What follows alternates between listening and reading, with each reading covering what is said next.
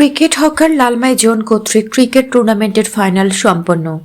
গাজী মামুনের তথ্যচিত্র দেখুন বিস্তারিত। মাদকের বিরুদ্ধে ক্রিকেট হকার এই স্লোগানে কুমিল্লা লালমাই উপজেলার জনপ্রিয় ক্রীড়া সংগঠন ক্রিকেট হকার লালমাই জোনের উদ্যোগে ক্রিকেট হকার প্রিমিয়ার লিগের ফাইনাল খেলা সম্পন্ন হয়েছে। শুক্রবার 14 নভেম্বর সকাল 7টা থেকে শুরু হয়ে বিকেল 5টা পর্যন্ত চলে এই টুর্নামেন্ট। 6টি ক্রিকেট টিমের মধ্যে প্রতিযোগিতা শেষে ফাইনালে প্রতিদ্বন্দ্বিতা করেন MA এন্টারপ্রাইজ এবং লিটন স্পোর্টিং ক্লাব। খেলায় চ্যাম্পিয়ন হয় MA এন্টারপ্রাইজ। পরে চ্যাম্পিয়ন ও রানার আপ দলের হাতে পুরস্কার তুলে দেন অতিথিরা।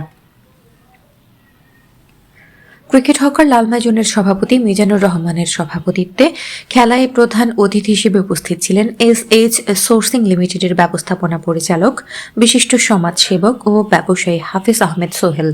খেলায় ভার্চুয়ালি অতিথির বক্তব্য রাখেন সংগঠনের সাধারণ সম্পাদক হাজী ফরহাদ হোসেন।